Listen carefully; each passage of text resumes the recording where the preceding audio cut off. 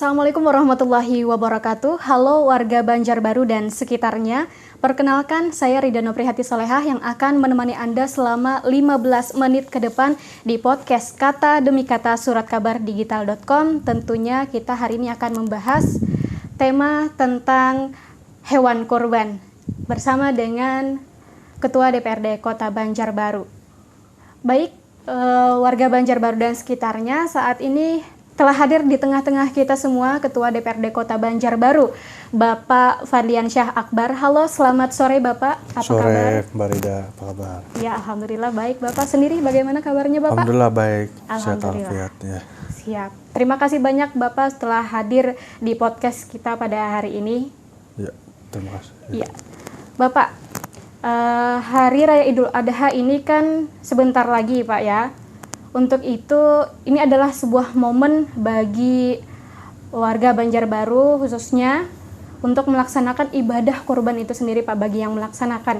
Nah, apakah saat ini hewan kurban sendiri sudah melakukan uji cek kesehatan PMK dari pengawas DPRD sendiri Pak? Ya, baik. Jadi ini merupakan Hari Raya Idul Adha ya. Yang berapa sekian lama ini, sudah berapa kali tentu ini merupakan suatu hari keberkahan bagi semua agama muslim di dunia, terkhusus juga Banjarbaru untuk menyambut hari yang penuh berkah ya, untuk mensucikan diri dan juga untuk mendapat keberkahan, yaitu berkurban hewan kurban baik sapi maupun juga kambing pada Hari Raya Idul Adha, insya Allah pada tanggal 29 Juni ini. Saya harapkan ini pas Lebaran Idul Kurban, Idul Adha ini semua bisa berjalan baik dan juga lancar semua. Dan saya harapkan hewan-hewan kurban maupun juga hewan-hewannya itu bisa sehat ya sebelum disembelih. Baik dari faktor kesehatan maupun juga faktor umur yang perlu diperhatikan untuk berkurban. Karena ada beberapa jenis hewan dan juga beberapa umur ya terkait hewan kurban ini yang bisa dikurbankan.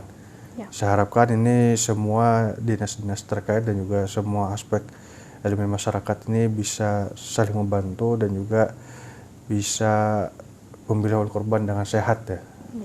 Dan saya harapkan ini sebelum Hari Raya Idul Adha ini ada suatu gerakan cek kesehatan atau juga vaksinasi terhadap hewan kurban.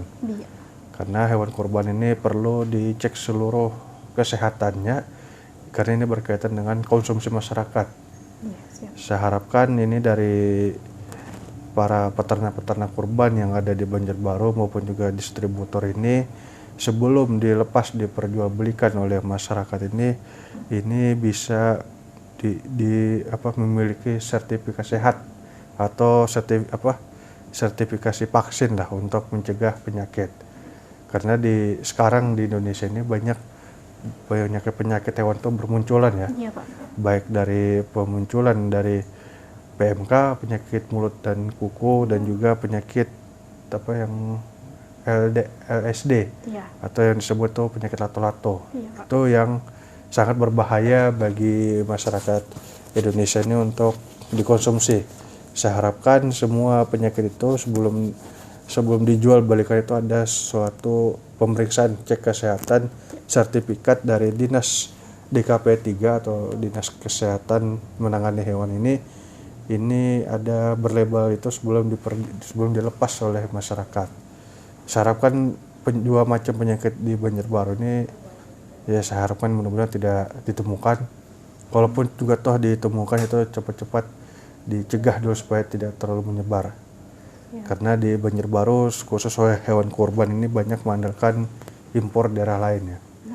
Baik dari daerah tetangga seperti Tanah Laut dan juga daerah Marabahan ya kan, dan juga daerah Jawa dan juga daerah Bali ya kan. Itu bisa terus diawasi dan juga bisa diberi vaksin yang sudah bersertifikat sebelum masuk di kalsanya supaya hewan-hewan kurban tersebut itu bisa sehat dan bisa layak untuk diperjualbelikan oleh masyarakat.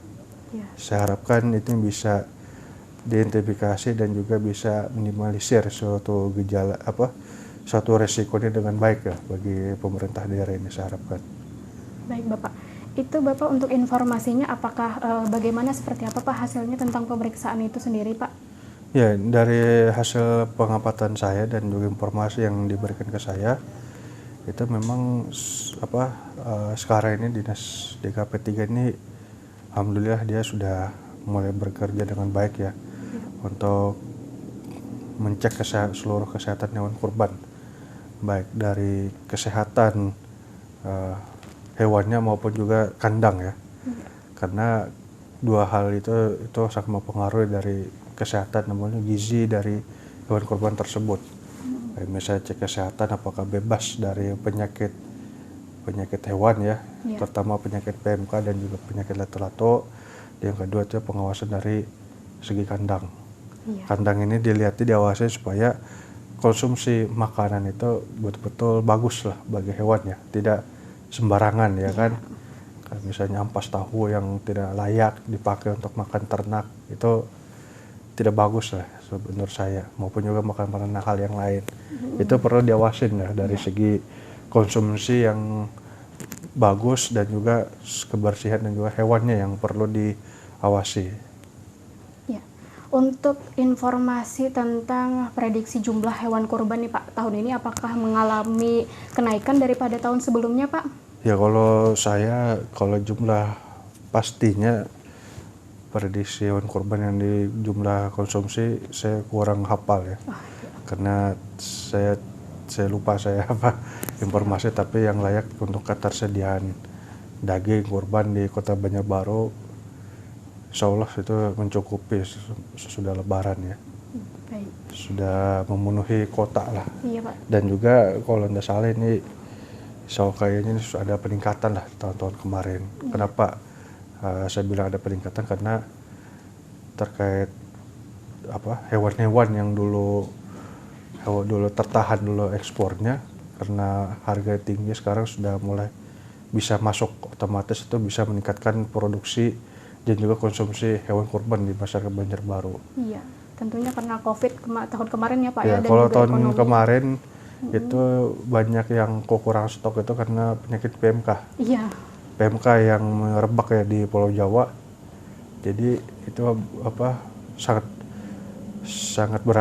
sangat ada imbas ya di Banjarbaru sebagai impor dari produk sapi Jawa di Banjarbaru ini. Tapi sekarang ini kayaknya sudah mulai normal, sapi sudah mulai sehat. Jadi keran itu sudah mulai terbuka, insya Allah itu saya yakin itu bisa meningkatkan lah produk impor dari sapi luar Banjarbaru ini. Baik Bapak, apakah DPRD sendiri ada mendorong para petugas di lapangan untuk mengecek kesehatan hewan kurban dan juga melaporkan hasilnya Pak ke DPRD? Ya, kita kalau saat ini kita memang bernada kegiatan rapat dengar pendapat keterkaitan dengan Lebaran Idul Adha ini, ketersediaan daging ya, mulai dari distributor maupun juga masalah harga ya. Jadi pernah kita rapat dan juga pernah beberapa kita studi banding, kita lakukan upaya-upaya ya, supaya yang utama itu ialah memperlancar distributor dan juga pengawasan juga kesehatan hewan kurban, itu yang penting. Kalau kita dari segi anggaran, kita DPRD selalu mendukung dengan adanya ketersediaan daging ini di Kota Banjarbaru. Itu sudah ada, saya insya Allah minggu-minggu kemarin ada. Untuk hasilnya sendiri bagaimana itu Pak? Ya? Untuk hasilnya sendiri bagaimana? Ya kalau hasilnya sendiri insya Allah relatif aman lah, masih stabil lah, bahkan harga ya kan. Kalau misalnya naik ya memang naik, tapi itu menjelang Lebaran. Kalau naik signifikan banget ya saya rasa tidaklah, masih relatif stabil harga daging kurban ini. Kalau naik wajar karena ini kan menjelang Lebaran, musim Idul Adha, permintaan naik, otomatis harga naik. Tapi itu dalam batas kewajaran lah bagi saya untuk meninjau harga daging ini. Ya, untuk penggunaan pengemasan daging kurban itu sendiri, Pak, apakah DPRD menyetujui untuk mengganti kantong plastik dengan besek, Pak? Ya, kalau saya menggantikan kantong plastik sama besek itu saya terserah, semuanya sama saja bagi saya. Karena kan plastik juga kebiasaan kita pakai kantong plastik terserah, tapi juga pakai kantong besek juga untuk mencairan limbah juga itu sangat mendukung. Tapi bagi saya tidak harus ada kewajiban harus pakai besek. Kalau misalnya memang pakai plastik juga silahkan lah, karena kan itu kan terserah masyarakat lah. Kalau misalnya kita bagus mengolah limbah, insya Allah itu tidak jadi tercemar. Kalau misalnya tidak bagus itu jadi tercemar. Sama juga saya menghimbau juga tempat-tempat penyembelihan ini bisa terus diperhatikan lah ya. Maksudnya carilah tempat penyembelihan ini yang bagus dan juga tidak kotor. Limbah pemotongan itu kalau bisa di lubang ya, tidak diserahkan di selokan maupun juga apalagi di pinggir jalan ya. Iya, siap. Itu. Bapak, untuk apakah saat ini Bapak ada pesan-pesan kepada warga Banjarbaru khususnya untuk perayaan Hari Raya Idul Adha ini, Pak? Ya, saya berpesan mudah-mudahan perayaan Idul Adha tahun ini bisa berjalan lancar dan juga menjadi momentum bagi kita untuk mempererat tali silaturahmi dan juga bisa menjalankan ibadah dari perintah Allah untuk berkorban maupun juga menjaga kondusivitas yang dengan baik dan juga jadi momentum bagi kita untuk mempererat tali silaturahmi di Hari Raya Idul Adha ini. Ya, tambahan satu lagi nih Ketua ya, untuk ucapan kepada para jamaah haji yang saat ini sedang melaksanakan ibadah haji. Apa saja nih pesan-pesannya? Ya, saya mendoakan itu para peserta jamaah haji tahun 2023 ini bisa diberi kesehatan dan juga kelancaran menunaikan ibadah haji, dan semoga setelah pulang dari ibadah haji itu merupakan bisa menjadi ibadah haji yang mabrur. Amin. Mabrur yaitu ialah setelah beribadah itu semua kelakuan baik itu bisa diterapkan dan juga segala ibadah yang buruk sebelum haji itu bisa ditinggalkan. Karena ibadah haji ini ialah momentum kita untuk mensucikan diri dan juga untuk memperkuat ibadah kita. Semoga setelah pulang ibadah haji ini para peserta jamaah haji ini bisa meningkatkan ketakwaan kepada Allah. Amin. Dan juga diberikan kesehatan dan juga keselamatan dalam perjalanan pulang menuju tanah air. Iya. Ya.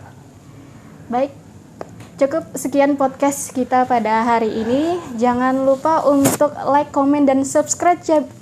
Jangan lupa untuk komen dan subscribe channel ini ya, Bapak Ketua. Saya mohon maaf dan terima kasih banyak karena sudah bisa berhadir di podcast kali ini. Akhirnya, saya Rida Nopri Hati Solehah mengucapkan mohon maaf dan mohon maaf sebesar-besarnya apabila ada kesalahan kata maupun perbuatan yang mungkin kurang berkenan di hati. Jangan lupa untuk selalu nonton podcast Kata Demi Kata suratkabardigital.com. Wassalamualaikum warahmatullahi wabarakatuh. Baik, sebelum menutup podcast kali ini, kita bersama dengan Ketua juga ingin mengucapkan Selamat Hari Raya Idul Adha 1444 Hijriah. Mohon maaf lahir dan batin.